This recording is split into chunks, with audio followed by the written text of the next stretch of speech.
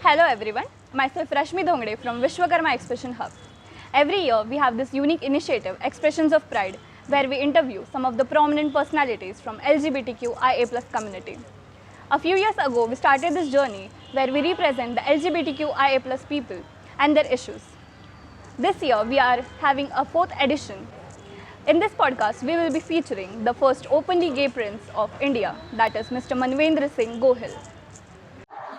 So, Expressions of Pride is an annual interview series where we celebrate the scraping of Section 377 by interviewing various LGBTQIA plus activists to create awareness about the issues faced by this community. So, a hearty welcome to you, and thank you so much for joining us today in this fourth edition of Expressions of Pride. Let's start with your introduction and your journey as India's first openly gay prince. Yes. So you would like me to share something about my journey? Yes, sir. Yeah. Sure. Yeah. So my journey began as an activist when I openly came out as gay to the world in the year 2006. And that shocked a lot of people because people are not ready to face the reality as yet. So a lot of people thought that I had spoiled the culture of the Indian society, and I brought shame and humiliation to the royal families. So there was a lot of challenges which I faced when I came out. My effigies were burnt in fire by the local people. My own parents brought out notices in the newspapers disowning me from the royal family and disinheriting me from the ancestral property, and so on and so forth. But I just stood by myself and I said, I'm going to fight because my fight is based on truth and honesty. And I knew that truth is considered bitter by most people, but I also knew that truth always wins, which is a saying.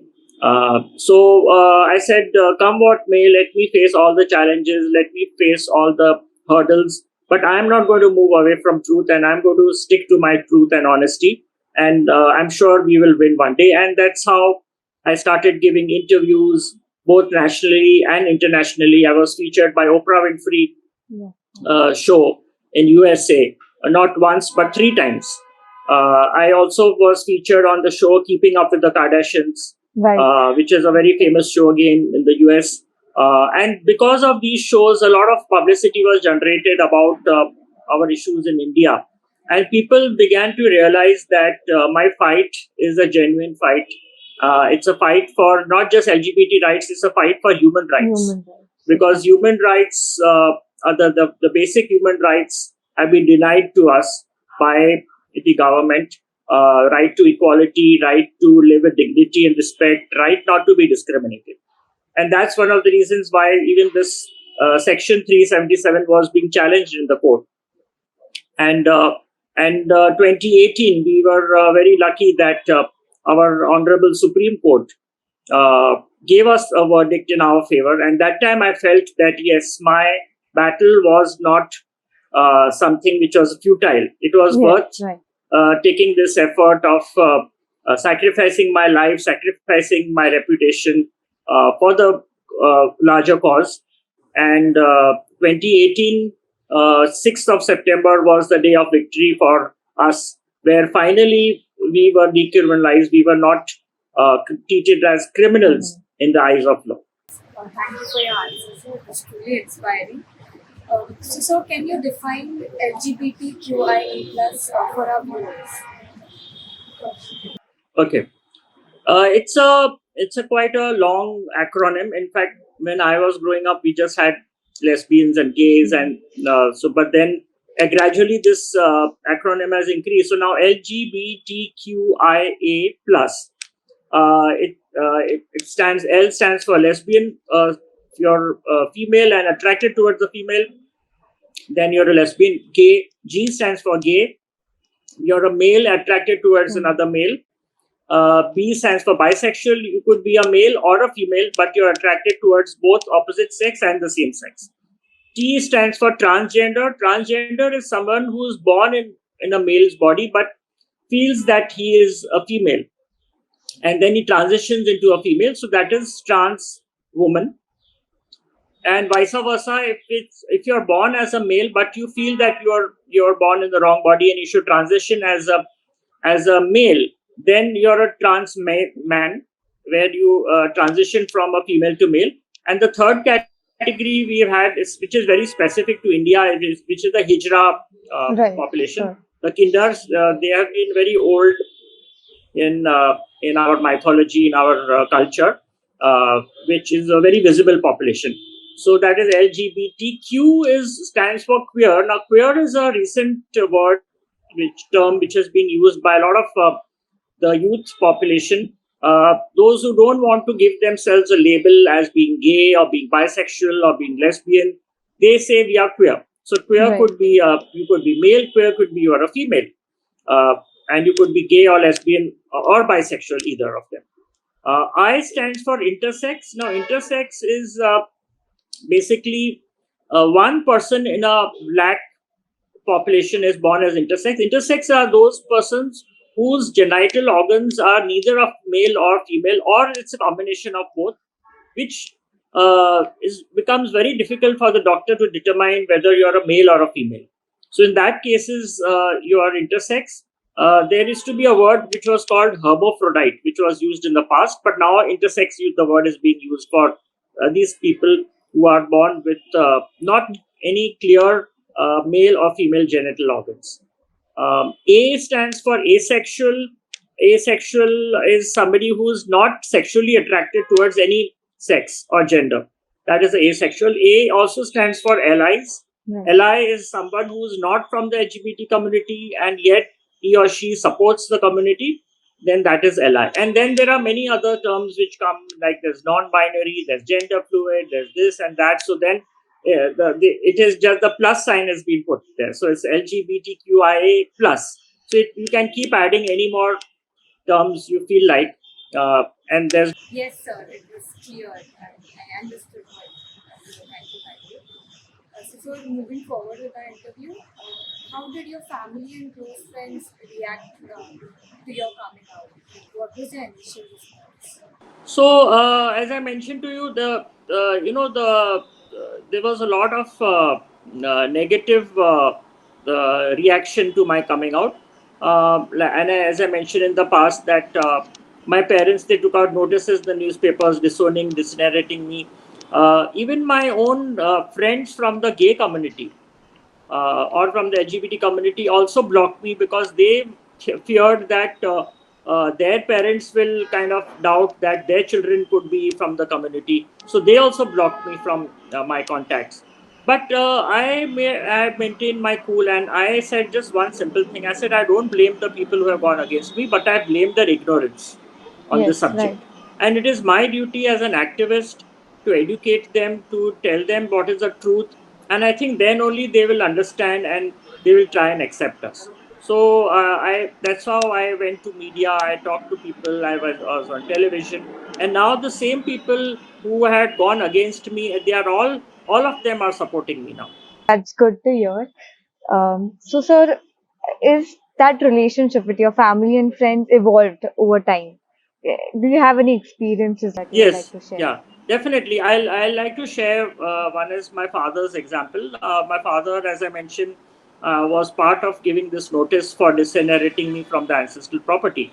Now, once he got educated about my issues through the media, through the television, through people like Oprah, he gave a news in the newspaper saying that he acted in anger. In fact, in that interview, he has praised me, and he has said that it was the conservative society which forced him to take this step against me. And personally, he did not want to go against me. And now he has turned into a great ally for me. And because he supports me, a lot of other people in the town, other royal families, they also support me. And he has also gifted me 15 acres of an establishment, royal establishment, where I'm making a LGBT community campus, which is the first one of its kind in India, which is going to help the community empower itself, and so that they can live a life of dignity and respect. And the foundation stone of this campus which I call Queer Bagh. Queer Bagh is the name of this campus. Was the foundation stone was also laid by my father. So you can imagine that complete change from being a homophobic person to a person who is not just supporting me but is also participating in the cause. So moving on, how does being a member of a royal family intersect with your LGBTQ plus advocacy work? So I think, see, for me, I have to remember that I am a LGBT rights activist and I am a member of a royal family, which also has its own duties and responsibilities. So I have to maintain a balance between the two. Whenever I'm working for each other, I should remember that what am I representing? Am I representing the community or am I representing the royal family? But definitely, being a member of royal family has helped me a lot to to advocate these issues. I mean, why would somebody like Oprah invite me today, or why did the Kardashians invite me? Because I happen to be openly gay royal, which is a very unique combination. So I utilized uh, my reputation, I utilized my background, my royal background, to take this opportunity of going on these shows and advocating for our issues, which in turn has created a lot of allies, and these allies have helped us to mainstream our issues in the society. So it was good and important that I could use my position Title, yes, to create awareness amongst the masses. right. Did your family's history influence your activism at any point? But I mean, I think, see, I in my case, I have been doing a lot of social work in the beginning. It's not that I started off as an activist and started off as a social worker after I became an activist or after I became an LGBT rights activist. I've been working on various issues in the past, and the royal family has been very supportive in that as well. Whether it is education, health, environment, afforestation, heritage, music, yoga, organic farming. These are all my areas of interest. And I think being a member of a royal family, we are also taught certain disciplines as you're growing up. So I have been growing up doing things like these in my childhood, in my early adulthood. So it was nothing new for me, to do social service. And when I kind of realized that I need to be an LGBT activist, I just continued my work, keeping in mind that I need to also pay attention to the other social causes. And it's not just LGBT issues, but I need to do, like, for example, I am working for animal rights. Yes. I rescue animals. I have animals with me whom I have rescued. I'm trying to protect the animal rights, trying to see that the animals are given a life of dignity and respect. So those are the things which I have been trained and been given. Those principles have been given to me as I was growing up in the royal family, and that has helped me in many ways. That's very inspiring to hear, sir. So, moving on, can you tell us about the Lakshya Trust that you run, Yeah. and how did you decide that I need to start this initiative? So Lakshya was an initiative which me and my friends, we came together to start this around 23 years ago. Now we are 23 years old. And basically, those days, there was no platform where the LGBT community could come together, talk about the issues. So we were the first ones to start in the state of Gujarat. And fortunately for us, the government of Gujarat came to, invited us to partner with them. We are the first organization to start working for HIV/AIDS prevention and awareness work amongst the homosexual and transgender population. Even today, government is supporting us fully. I mean, imagine government was supporting us at a time when we were legally treated as criminals, and yet we had the government support. And today, I am very proud to say that we are working in 4 major cities of Gujarat: Ahmedabad, Baroda, Surat, Rajkot. We are doing many other programs beyond HIV. We are working for elderly population. We are working for mental health issues. We are working for wives of gay men. We have been working for self-help groups. We are working for positive HIV positive community members like transgenders, gay men, bisexual men. We also started a transgender shelter home in city of Vadodara, which was inaugurated by the Minister of Social Justice and Empowerment himself, where we are doing fooding, lodging, boarding to the trans community, training their capacities and helping them to earn a livelihood. So I have a very dedicated team. My staff is almost 200 people working for me. Most of them are from the LGBT community. And we have reached out to a population of almost 25,000 people in the state of Gujarat. And we have also won several state level awards, national awards, international awards. So I think the credit goes to this teamwork. We are a team of people. We don't treat them as my staff or my employees. We are a one Lakshya family. So we have that dedication within us that we are from the community and we are working for the community. So that makes us different than other non-profit organizations. That's good to hear. So Lakshya is based in Gujarat. The main focus is in Gujarat. So can you tell us some instances where you can see the result that your initiative is brought out in Gujarat?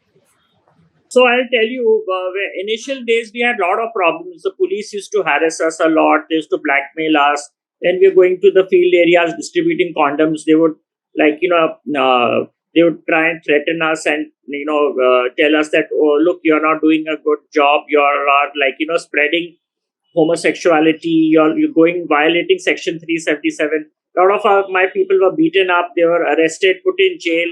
All those things happened. And then we took a stand that, look, we need to do a lot of advocacy with police, because after all, why do we blame the police? I mean, police also comes from the same background as anyone else comes. They're ignorant. They are not educated on our issues. So we started this police advocacy program with different police stations. Today, I'm proud to say that we are part of Friends of Police. There's a group called Friends of Police. So we are part of Friends of Police. Police come for our events. They take part in the Pride. They walk with the rainbow flag with us in the Pride. When we have a Pride march, they are very helpful, cooperative. They come for our cultural events. We have, in Gujarat is famous for dandiya and garba and all these dances. They come and dance with us. So, so that's how we are able to bring about the change because through education. Is as simple as that, because as I mentioned, unfortunately our education system is to be blamed for that. The basic sex education itself is missing in our schools and colleges. So how are people going to know about our issues? So we have to create awareness, and that's how we can expect change to happen. So, sir, continuing with our interview, can you share with us some examples of positive changes or progress in an individual that you witnessed yourself due to your efforts or in general? So I think, through my efforts, one of the biggest things which I think I have gained a mental satisfaction is that my story has inspired a lot of other people to come out of the closet. And I did not realize that, that has helped so many people. Like people used to come and tell me that, we were very scared of coming out of the closet. We didn't know how our parents would react or how the society would react. But after we saw your story, we saw the struggles which you went through. That gave us the courage to even and come out and tell our parents. And some of them told me that we've had issues with the parents, and now our parents have accepted us. We are very happy. We find that there is acceptance in the society, and there is no need to be scared. There is no need to be in the closet, and we should progress with our lives and with what we are doing. And that gives me a lot of happiness when I see other people happy. When I see other people are trying to be honest and to themselves and to the others, and not hide things about their sexuality and all that. That gives me a lot of joy. It gives me a lot of happiness. That gives me a lot of mental satisfaction. That okay, my sacrifice didn't go waste. It has paved the way. It has helped a lot of people I mean, even today, in fact, I met someone, and that person said, it is because of you that today, whatever I am in my life, I'm able to do." And I feel happy that when people come and tell me this. And I wish there will be more and more people who would be benefiting from my story and getting inspired.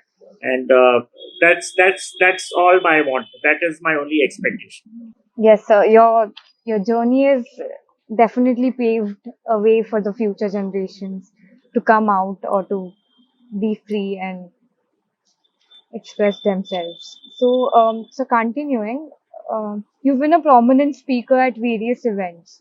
So, how do you prepare yourself to address such a diverse audience and communicate effectively about various sensitive topics? The one thing which I have learned from my experience is that you need to understand who is your audience. Like, for example, if I'm talking to students from schools or colleges, then I know that they are a group of people which can be molded. They're open-minded. They are curious to know about our issues, and it's easy for them to understand our issues. They're flexible. They're not rigid. So I talk to them in that tone, that kind of communication. I think communication plays an important role. And I remember I was invited to United Nations in New York, where I was honored. One official there, his name is Randy Berry. Presently, he's been appointed by the American government as an ambassador for Nepal. And he told me one thing, that look, when you talk to people, to make them allies, to make them understand your issues, you need to talk their language. And by talking the language, it doesn't mean that I talk to them in English or Spanish or Marathi or Hindi or Gujarati, but talk to them in the language which they understand. And that way they will be able to, understand your issues. So, for example, when I'm talking to government, I make them realize the importance of pink economy. Right. Because see, every government in any country in the world wants economic development. No country will say that no, we do not wish economic development. Everyone wants economic development. So if I am able to convince the government that look, by giving us the rights, the government is going to benefit by foreign exchange, by increasing in the revenue, then the government will also understand me and will try to accept me. So similarly, when I'm talking to teachers, I talk to them in the way that they can carry my message and talk to their other counterparts. They talk to their students about our issues. So that's how I have kind of, through experience, I have learned that how I should communicate and what I should use as a tool for communication when I'm addressing audiences. It was really insightful, your answer. So moving on, can you tell us about your current projects or initiatives that you're working on right now? Yeah.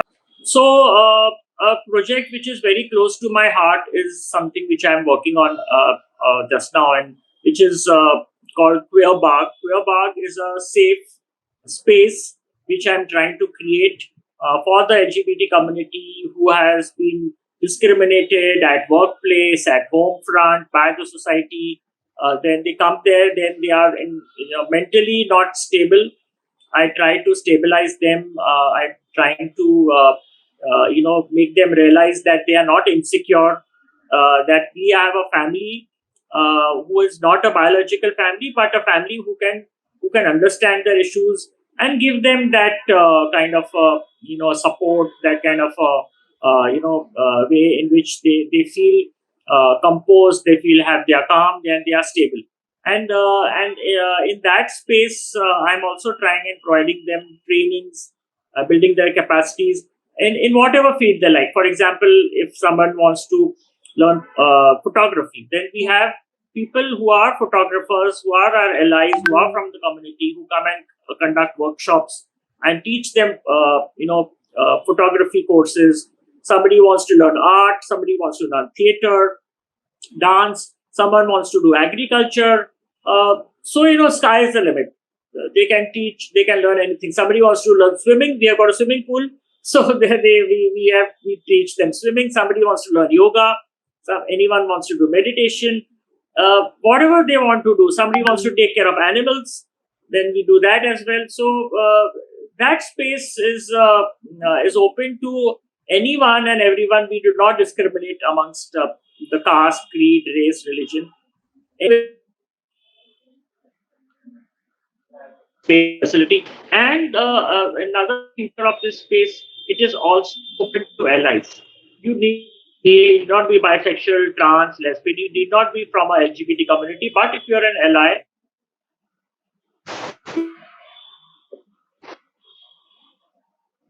Sir, participate in this.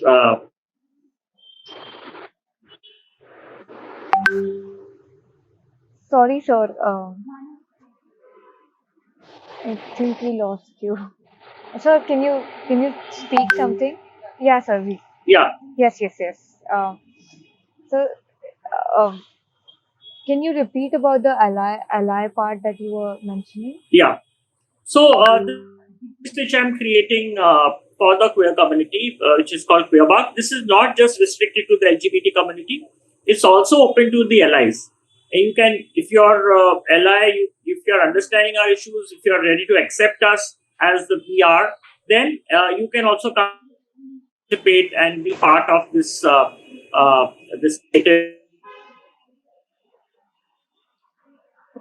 community to empower them. So it's this space has been started for everyone and anyone who wants to be part of our family. It's a great initiative, and I love how it's inclusive of art, culture, and everything.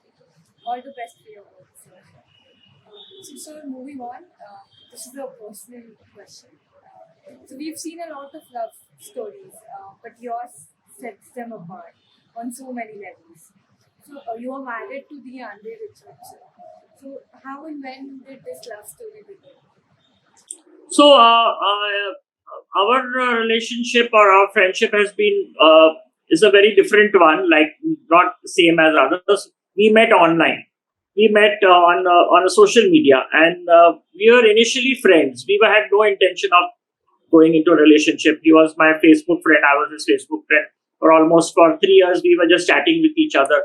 Then he suddenly decided to come to India. I hosted him, and still nothing happened. And the second year again, he started liking Indian culture and Indian textiles, and he basically liked India. And then second time he came. Again, we had no intention of relationship. But when he went back to US, he shared with me one thing. He said, "Well, I want to share with you. I'm going to confide with you something that which is important for me to tell you that I do not like you anymore, but I love you." That is so but great. you may not love me. I mean, it's not necessary that you have to love me, but I love you. And I want to convey this to you. And then again, he came the next year, and this year he came with all preparations and with the hope that I win over, he wins over me, and that happened. We both kind of fell for each other, and that same year, 2013, he invited me to his home. He basically lived in Seattle, Washington, in US, and that's where we got married. Fortunately, by then some states were legal. Yeah. America had legalized same-sex marriage, so we got married in Seattle, Washington, where marriage was legal. And we have been 10 years since we have got married. People ask us that what keeps you all together. I said mutual understanding, transparency, being honest to each other. I think these are the factors which keep couples together. And in spite of any odds, any hurdles coming in our way, our love is so strong that nobody can separate us. That's great to hear, sir.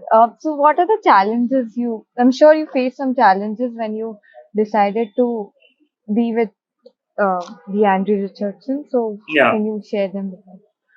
See, anything you do in life, there are challenges. Whether it's good or bad or whatever. So, but if you are firm on what you are wanting to do, then I think you can overcome the challenges. And that's exactly I have learned from my experiences that I wanted a life partner. I wanted somebody to be in my life I can share my not just happiness, but my sorrow also. You Right. need a person in your life who you can trust, who can share and care, Yes, and anyone needs. I mean, even animals need partners. So yeah, I human think it's beings a basic definitely need. necessity. Yeah, As food, exactly. shelter, clothing, we Yeah, say it's one yeah. of the. So, but I was not trying to find out somebody like and in the past I've had very bad experiences about getting people in my life because they were mostly interested in my reputation, Right. and they were interested they were not interested in me. They were in love with my reputation and not in love with me as an individual. So I said, now if I have to find someone, it's fine. Otherwise, no, no regrets. And at the age of 48, finally, I found somebody, who loves me and genuinely loves me. And but then it was not an easy task because that made a lot of people jealous of me. Right. there were so many people who wanted me to be there in their lives, and then they said, "Wow, now this American guy has taken over." What is wrong with the Indians? Why Indians are not was not considered by him, and why did he go all the way and get someone from America? Well, love doesn't Love is see love. boundary. Yeah, love doesn't see boundary. You can be Indian, American, African, Australian. Love is, but people were extremely jealous, and a lot of people tried to separate us. How people behave. I mean, not just in India, but even the world over. They will poison your ears and tell, oh, Yes. you know what, your husband, your boyfriend is doing this. He's meeting that one, and how they want to divide and rule. And as I mentioned, our love was so strong. I said, doesn't matter. Let everyone go against us or do anything they want to do. We are not going to listen to anyone, and we will do what our instinct tells us to do. And so we managed to face all those people, those who were jealous of us, and those who were and most of jealous of us was from the LGBT community. There were people who were not happy. They were not. They are happy, but they are not happy if we are together. You know. So, but we managed to overcome all those hurdles, and we are still together. Very nice to hear this, and hope that you stay together. And it was very inspiring to hear your story. So, Thank you. moving forward, what is your perspective on the legal landscape regarding the LGBTQIA plus rights in India as of now? And how important it is for same-sex marriage to be legalized in India? Yeah. See, your question is in two parts, but I'll answer both the parts. No worries. Sure.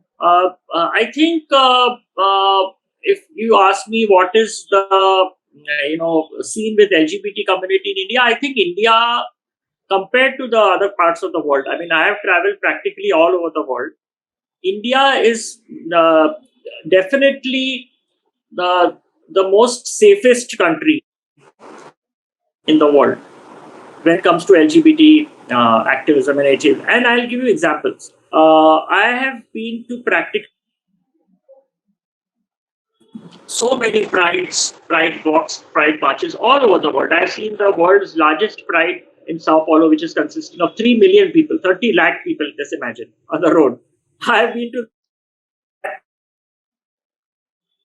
San Francisco, New York,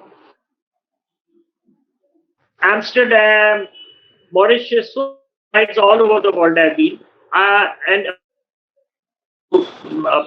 prides all over the country, at least 15 to 20 prides I have seen from different parts.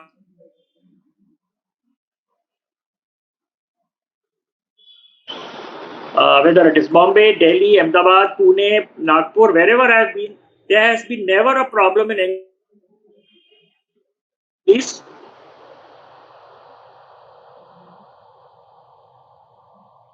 Whereas, I'll give you an example. I was in Sweden. The Prime Minister is considered one of the most liberal countries in the world, where was legalized many years back. Now in Sweden, there was violence just before the Pride. So much, almost decided to cancel the Pride, and then they managed to curb it down. That happened in Stockholm. When I was in New York, they had planted a bomb on the road. Imagine, I was told by the organizers, please do not take part in this. You are at risk. I said, no, nothing doing.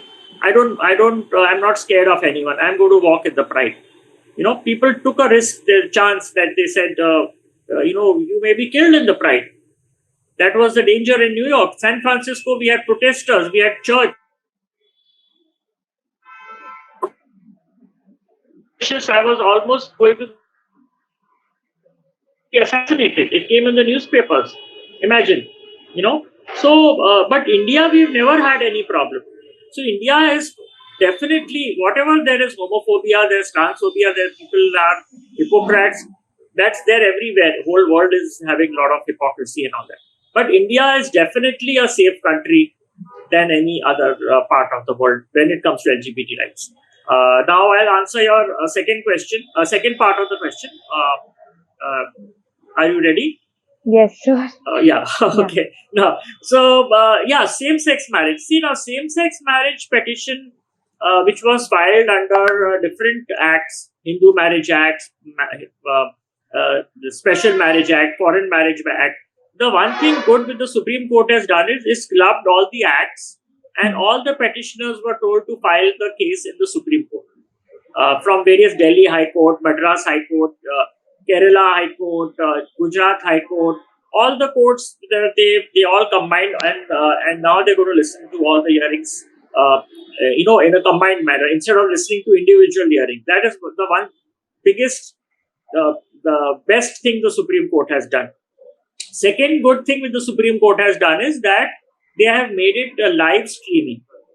Like as the case is going on, the entire world can watch that, which has never happened in any other case. And therefore, I find that the Indian judicial system is far more open-minded and very liberal towards our issues. And the court themselves had told us that get more and more petitioners. Yeah. Why do you have just 4 or 5 petitioners? More and as many couples will come, lesbian couples will come, gay couples will come. The case will be more stronger. Yes. So because see, we have known in the past when the Section 377 was being decided by the Supreme Court, we know for the fact that all the religious leaders joined together and they fought with us. But what happened ultimately? Everyone lost. Yes. Because they had no evidence. Supreme Court wants evidence. They are not going to decide the case based on a person's claim that so and so God says that homosexuality is a sin. Then get the God on earth. Yes. Say we are wrong. You have to prove it that. So that's how they lost. And similarly, now also the government is fighting with this. Government has no evidence that we are wrong. On the contrary, we have produced evidences from all over the world to say that same-sex marriage has benefited countries. And as I was mentioning to you about the pink economy, for example, Nepal has legalized same-sex marriage very recently. Yes, yes. Now, Nepal is also a neighboring country of India. It is a Hindu kingdom, even though India is secular, doesn't matter. But if Nepal can do it, then why not India? If Nepal is going to earn a lot of foreign exchange, Nepal is going to overtake India if they continue. Their economic development is definitely going to improve. If that now they have taken this step. So I think it's important that India realizes that our fight is not a fight of LGBT rights; it is a human rights issue. And based on that, I think the recent development in this petition is that government stand has definitely softened down. They have told the court that yes, we feel that same-sex couples should be given the rights. But the government is also telling the court is that what if the government gives the rights to the same-sex couples without marriage? Right. So that is where the matter has got stuck. Then the courts closed for the vacations, and now they're planning to give us the verdict. But I think government will definitely realize. See what has happened in Uganda when they did the anti-LGBT bill was passed. World Bank has stopped funding Uganda. Yes. World Bank says no, we are not going to fund a country which is having discrimination against its people. So similarly, India knows that. India knows that if India needs to stand with other countries in the world, we have developed good relations with other countries, with the present government. And I think there's definitely influence of other countries is there on India. We have to. We are not a country which we can survive on our own. We need help from other countries. We need to develop trade. We need to develop investments coming from other countries in the world. And I think we have to work together for this. And so I am very hopeful. I am very positive that this verdict is definitely going to come in our favor. It's just matter of time to see how fast it comes and how fast it gets implemented in the country. See, in our country, very unfortunately, what happens is laws are made, but the implementation is very slow. Yes, sir. So we need to see that when laws get made, when laws get passed, it gets practically implemented at the state level. That's very important. So let's hope for the best. Let's see how fast we are able to get our judgment, and which will benefit all of us. Concluding our interview, this is the last question. What advice would you give to the LGBTQI plus individuals who may be struggling with their identity, or who are still in the closet? As we are a college club, most of our viewers are youngsters. So, Yeah. what advice would you like to give them? Very simple advice: be yourself. Whosoever you are, be honest to yourself, be honest to others. Being gay, being transgender, being lesbian is as natural and normal as being heterosexual. There is nothing wrong in that. You're very natural. It's normal. You don't have to worry about what. Try to give yourself an identity, who you are. And first, accept yourself. Whether you want to come out to other persons is not important. But self-acceptance is very important. Accept yourself and give yourself an identity. These are the first and foremost things one needs to be done. If you feel like coming out to your parents, your family, your friends and all, then two things have to be kept in mind. You need to empower yourself financially and socially. That will help you to come out to your parents. So that in the eventuality of your parents not accepting you, at least you're on your own. You're financially on your own, you're socially on your own, independent. So then they will not be able to do much harm to you. So that's very important. And just live your life. I'm sure if you are accepting yourself, half your problems will be solved. Yes.